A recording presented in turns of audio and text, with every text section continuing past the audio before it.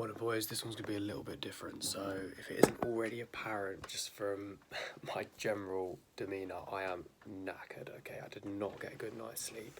I was in bed at 11 o'clock and I mustn't have fallen asleep till 4, I don't know why.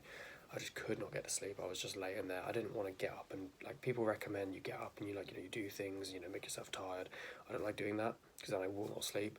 So I just laid there, waited till I got to sleep, and I woke up at 8, had to get my nephew ready for school, and then once he left for school, I took like 2 naps to just try and recover, because I hit chest yesterday to failure, right?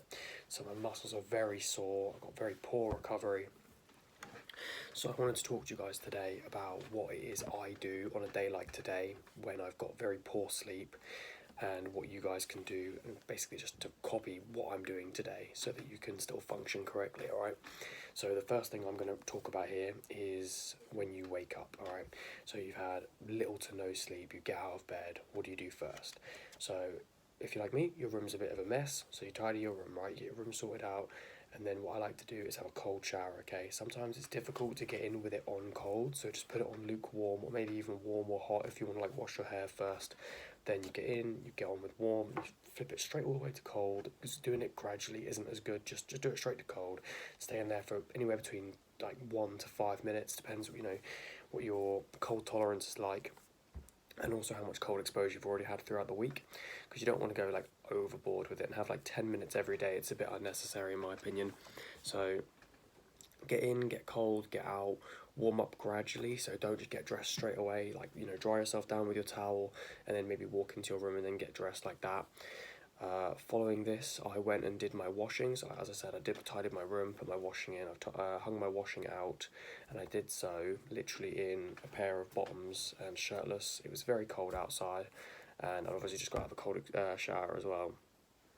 And getting that sunlight is very good for setting your circadian rhythm, and it's also just good for your body. It helps your mitochondria function, improves, obviously, makes vitamin D, so, improves bodily functions in general, raise testosterone, all that good stuff, right?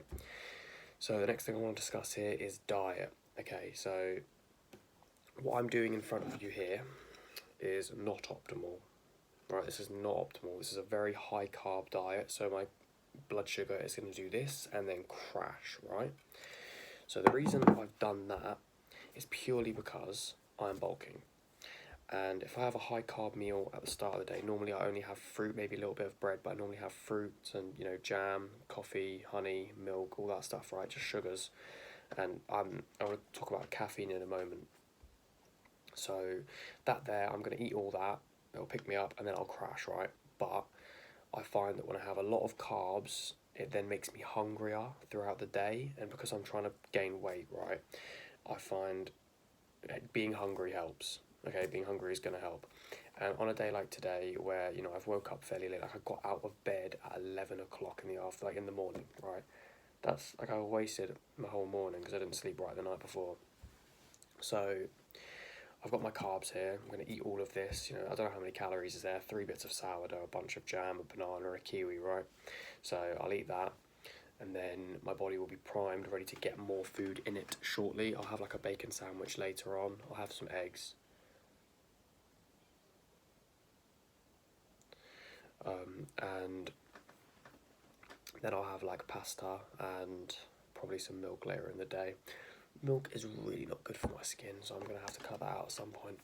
So caffeine is the next one I want to talk about, okay? Depending on what your day is going to look like, caffeine can be your friend. If you have slept poorly, caffeine is going to make you feel more alert, improve cognition, improve your mood, and just make you feel more awake and alert, which is what you want when you feel tired and, just when you've not slept right, even for one night, like you feel it, you just feel irritable, you just feel drowsy, you feel slow, you don't feel functional. Like right now, my brain is not firing on all cylinders at all.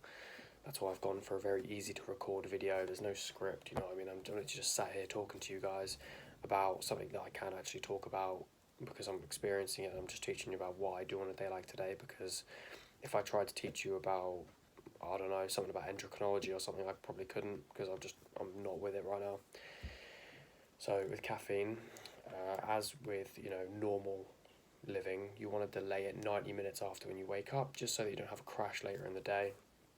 Have your coffee, don't really recommend energy drinks. I wouldn't drink that shit. Just drink natural caffeine, so coffee, green tea, black tea, white tea, teas, right? Teas and coffees that have naturally occurring caffeine, because that's, natural, right? It's just better for your body.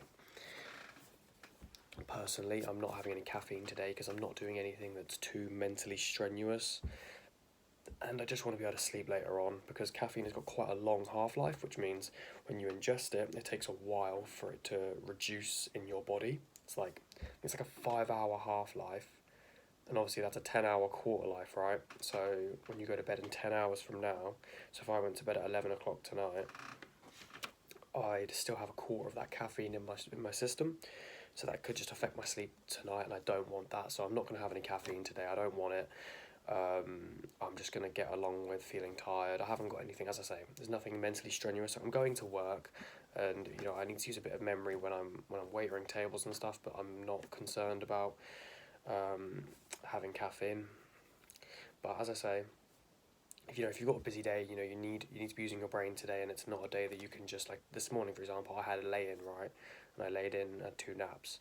If you can't do that, you're going to want caffeine. So it's a little bit different if you're like having a day like mine today, but if you're sleep deprived, I'd certainly recommend you have your caffeine, have your coffee 90 minutes after waking, and no more than 10 hours before you are going to go to sleep that night. So cold exposure, sunlight and grounding,